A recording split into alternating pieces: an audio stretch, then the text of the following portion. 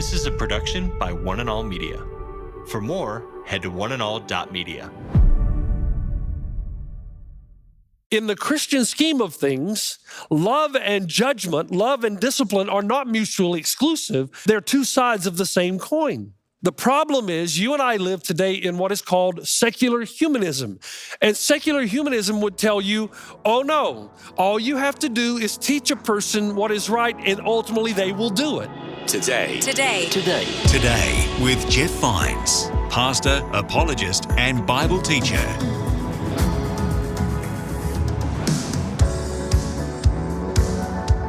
Hello and welcome to Today with Jeff Vines.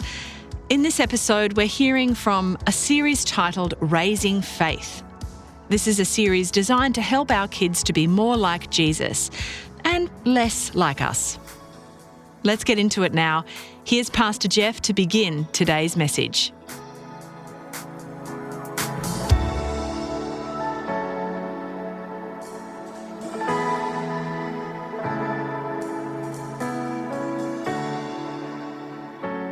I'm in Ephesians chapter 6, verse 1 through 4. I'm going to read that momentarily. And this may seem a strange way to begin a series on parenting. In fact, we're calling this series Raising Faith because the end goal or objective of a Christ follower is that their children may grow up in the fear of the Lord, that they may know who God is through a personal relationship of Christ. So we've called this Raising Faith, but that includes a lot of things that the parent biblically, concerning the Bible record, it concerns a lot of things the parent needs to completely and fully understand. Now, let me just say from the get-go that there is no such thing as a perfect parent in the same way there's no such thing as a perfect child. But parenthood is one of the most important functions or roles or places of authority in culture, because historically we've learned that society itself begins to destruct when the family unit is broken and when there are poor relationships, when there's estrangement between the mother, the father, and the children. So just keep all that in mind. And this might be an interesting way to start the series. But the first question I want to ask is, as you look around culture today, especially in the West, has lawlessness, again, this is an interesting way to start, has lawlessness increased or decreased in the last few decades? Are we better or worse when it comes to our society? And, everything you're going to read right now is going to tell you that we are less intelligent right now in this generation. Corporations constantly complain that their employees are unable to do basic math in their heads, basic thought, it's almost like they've been told certain things to think without coming to the conclusion or taught how to think and how to arrive at those conclusions. Are we more or less emotionally and mentally stable? Well, everything you read will tell you there's an epidemic of depression, anxiety, and other issues of mental health. In California alone, where I happen to minister, violent crimes has increased to 500 per 100,000. Now, that means that 1 out of every 200 people who live in the state of California are going to experience a violent crime. That's remarkable. And of course, the reason is because of an ineffective justice system. There's no deterrence. Punishment, we're told now, in our society, or discipline, does not deter crime.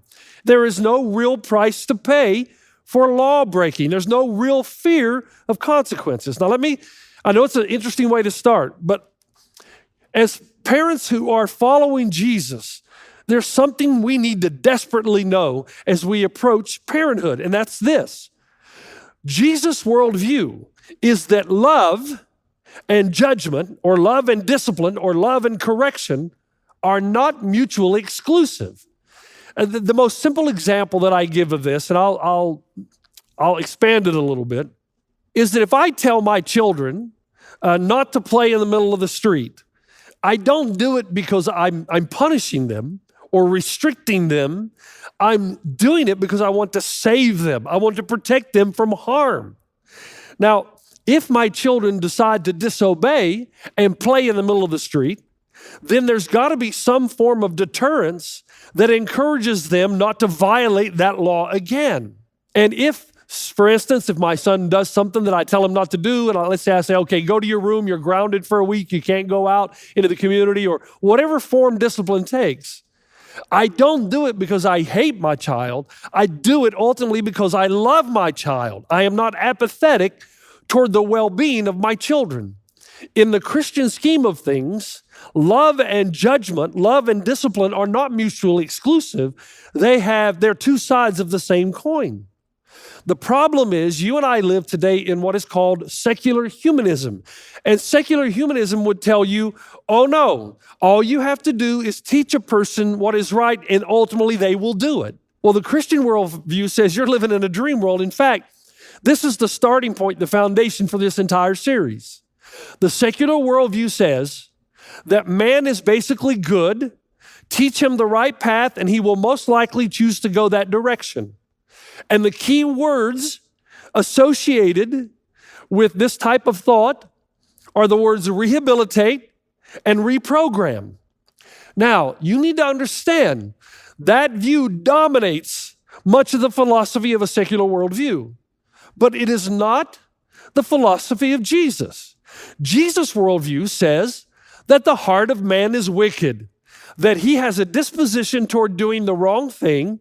He is self-serving, self-aggrandizing, and selfish. Now, that's pretty harsh. But the question is it true?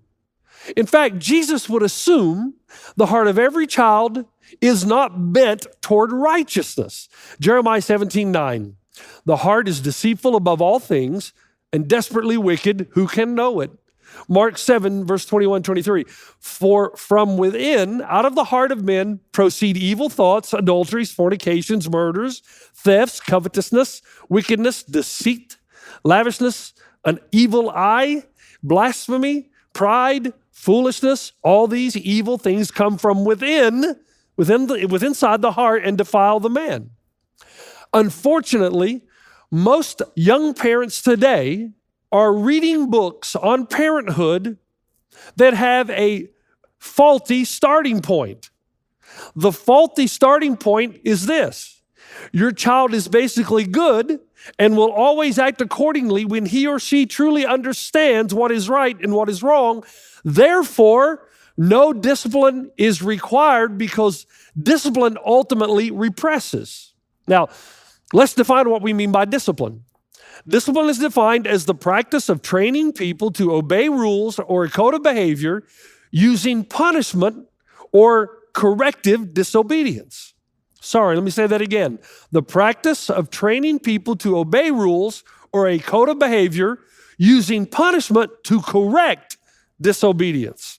Is there such a thing as wrong discipline? Well, of course there is. When I was in second grade, we had a teacher, Miss Treadway, beautiful teacher, but the parents of the students in the class that I attended were frustrated with their children not doing their homework, so they gave permission to the teacher to enact a type of corporal punishment, we're talking about back in the 70s, if the children didn't do their homework. Well, the problem is, I did my homework, so I was part of that class, and so she lumped all of us together so that we all paid the penalty for the willingness or unwillingness of the entire class to do their homework. Well, this caused me not to want to go to school, and I was a good student, and I loved going to school because it's where I got to play on the sports field with my friends. But this caused me not to want to go to school and to lie to my parents and tell them that I wasn't feeling well so I didn't go have to face the music. That is what we call bad discipline. The opposite of wrong discipline, however, is not the absence of discipline, but right discipline. And a parent may say, well, how do we know what that is? Okay, that's the beauty of all this. What we're simply saying is you and I have grown up in a society. We're in a society right now that is anti anything to do with discipline, anything to do with correction. And we are told if we do that, we will repress the true personality and nature of the child. Jesus comes along and he tells us that the heart of man is wicked. All of our hearts are bent toward doing the wrong thing. And we're going to need some things in order to save the child, to point the child in the right direction so that the children can grow up in a healthy environment and move out into their world effectively. So in this one little verse, Paul gives a lot of information. Let me read verses 1 through 4 of Ephesians 6. Children, obey your parents in the Lord, for this is right. Honor your father and mother. this is the first commandment with a promise, that it may go well with you and that you may live long in the land. Fathers, do not provoke your children to anger, but bring them up in the discipline and instruction of the Lord. So we've just read the Bible. Now, I've already said that there's going to be the world's way of doing things. And the Bible tells us that the wisdom of the world, or the wisdom of God, is foolishness to men. And we're told that part of that in the Christian worldview is that we would engage in three things. And I'll get to those in a moment.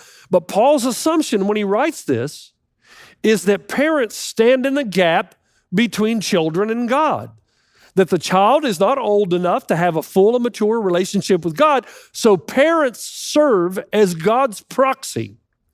So the attitude then behind obeying your parents is honor. Timao is the Greek word, to respect and hold your parents in high regard, so that when the child disrespects his or her parents, she, in fact, is dishonoring God.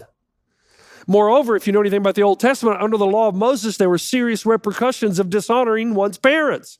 But why? We never asked that question, and the answer was for the sake of society. Let me quote to you a recent study. We'll get to this in a moment, but let me preempt this study just a little bit. Here's the quote. A person who grows up with a sense of respect for and obedience to his parents will have the foundation for respecting the authority of other leaders and the rights of people in general. So when parents stop teaching and nourishing their children, and children stop obeying and honoring their parents, society, we're told, self-destructs. Now, again, quickly, as you look at society today, are we self-destructing? The answer, of course we are. Do you know that every year in America, there are 9 million serious assaults by children onto their parents? More and more children are being convicted for murdering their parents for no other reason than to oppress parental control, for money, for freedom, for autonomy. The article goes on to say in a Harvard study, when society tells our children that they can have or do whatever they want without restrictions, historically, those children will soon begin mocking their parents, teachers, moral standards, and society in general. A generation of undisciplined, disobedient children will produce a society, says the study, that is chaotic and destructive. Now, compare that with Proverbs 29:15. If a child is corrected, disciplined, they become wise. But a child who is not corrected brings shame to their mother. Isn't that interesting? If you think about it, have you ever been in a grocery store or public place where the child is just throwing a temper tantrum, throwing things at his mother, trying to hit his mother, and it just kind of disrupts everything? Everybody kind of stops and stares at how aggressive and how undisciplined this child is. But the reality is, when you look at a situation like this, who should feel ashamed, the child or the parent? Seldom do we look at the child as the problem. We know that something's happening or not happening at home, and the Bible tells us that brings shame because that tells us there's no discipline, there's no correction, there's no significant deterrence at home. Now, before we go to the remedy, let's remember what we've stated probably 3 or 4 times already, and that was the whole purpose of the introduction of this sermon and the foundation upon which we will build everything else.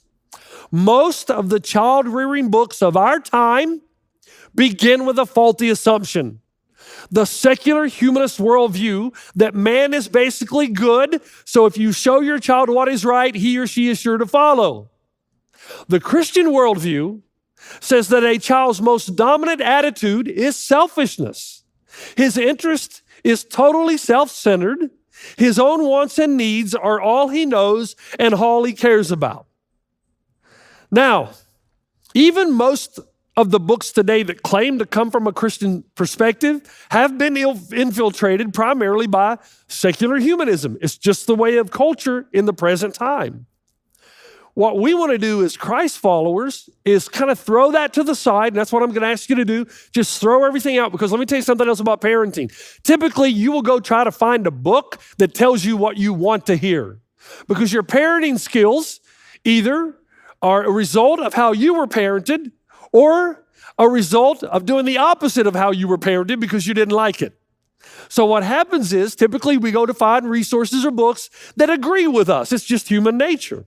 So when we come to something that's so important, what we're going to do in this series is try to encourage one another to cast that aside and say, okay, according to the Bible, what am I supposed to do as a parent? And this is the beginning right here. I'm going to take you to a small passage of scripture that is filled. It's a treasure just from the get-go. It shows us once again, the Bible truly does know about life. Okay, so the Bible says this: fathers, do not provoke your children to anger, but bring them up in the discipline and instruction of the Lord. The way this passage is put together in the original language, first of all, fathers is pateros. By the way, that's a reference to both parents. Now, fathers might be the context, but this could be fathers, mothers. And this is the negative side. Here's what you don't do. Do not provoke. The Greek word is parozio or zizo, which means exasperate, frustrate, irritate, anger, but that's still not enough. What does that mean? How does one provoke your children to anger, frustration?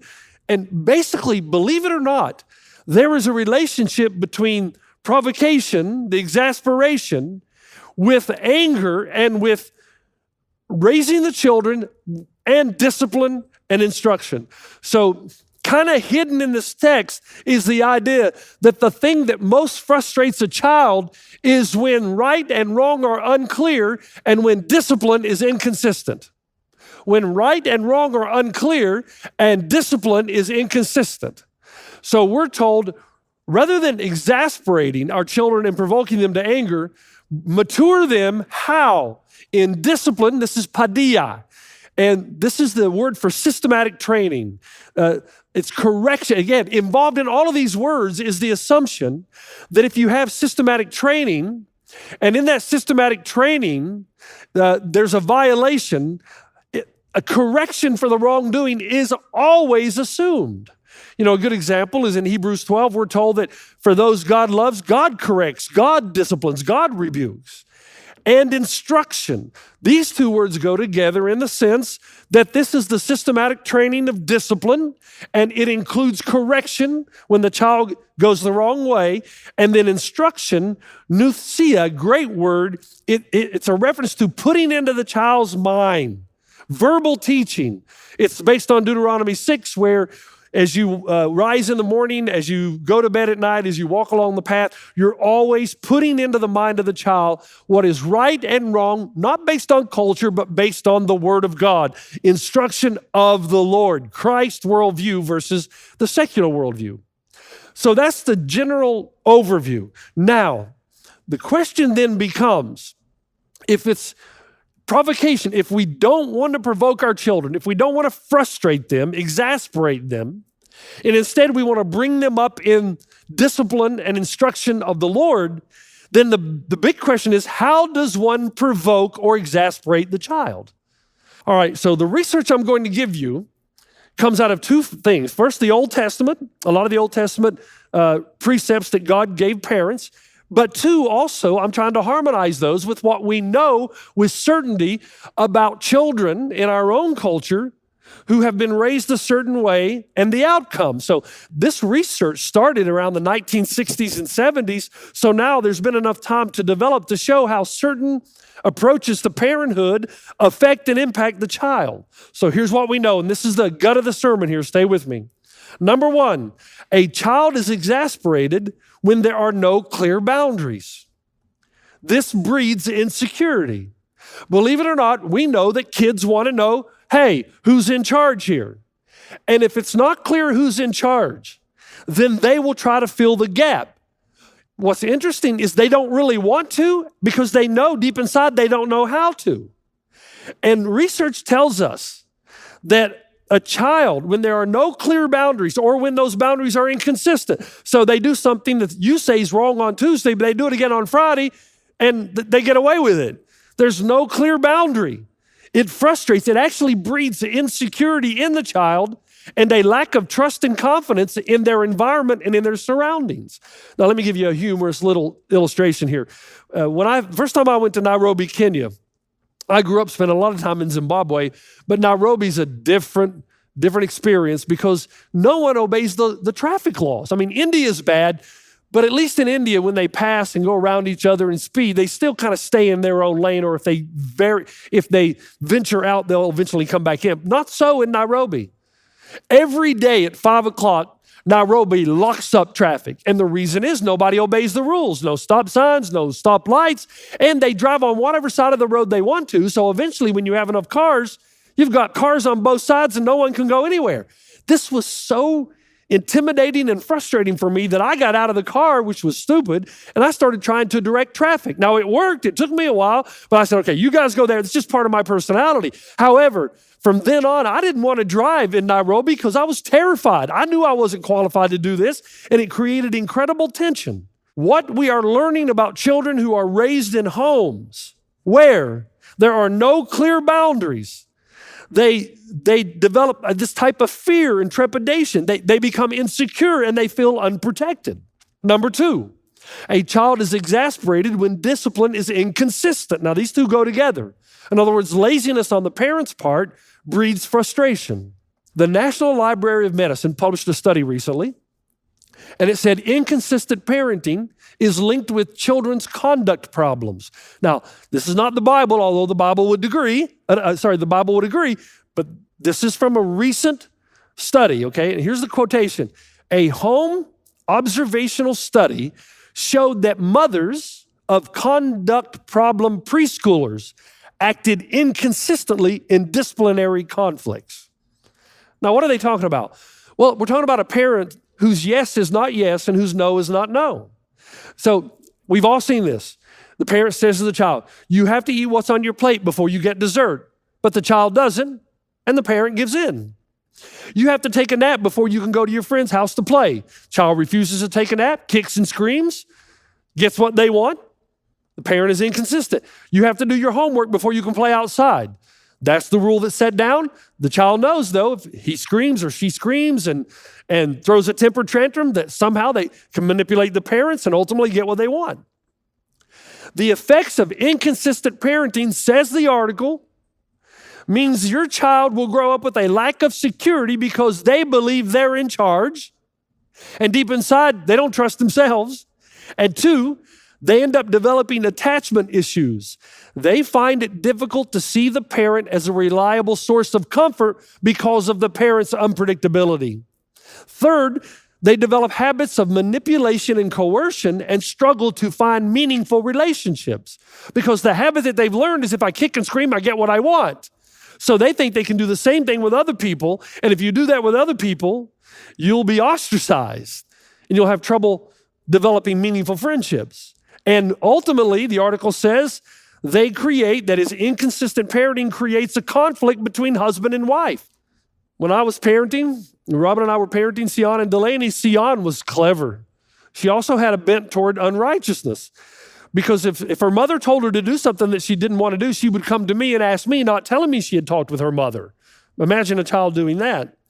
And then Robin and I would engage in a verbal conversation about what is appropriate in front of the children. We learned very quickly that is a mistake because then they knew how to work us against each other. And that in turn creates more tension, instability, and insecurity, and a lack of trust in the family unit from the children. Alternatively, the article says when parenting and discipline are consistent, listen to this, when there is consistency in the parent's actions and responses, the toddler behaves better. Consistent parenting also helps toddlers develop emotional security and trust, which also lessens, ultimately, misbehavior. Bottom line, inconsistent discipline frustrates and exasperates the child. You've been listening to Today with Jeff Vines. Thanks for joining us. Next time, we'll bring you the rest of this message from Pastor Jeff. Love is not mutually exclusive to discipline. There must be clear instruction and deterrence. Discipline must be consistent. Parents must show love for one another in the presence of the children. And you're getting the word and the ways of God into your child's mind. If you will start with that foundation and that understanding, that as you instruct, teach, and correct the child, you end up saving the child. You can listen to more messages like this. Just search for Today with Jeff Vines wherever you get your podcasts. You make me wanna dance and sing with every single breath I breathe. I will bring this offering. You are my wonder, you with the wonder. Today with Jeff Vines. This is a production by One and All Media. For more, head to oneandall.media.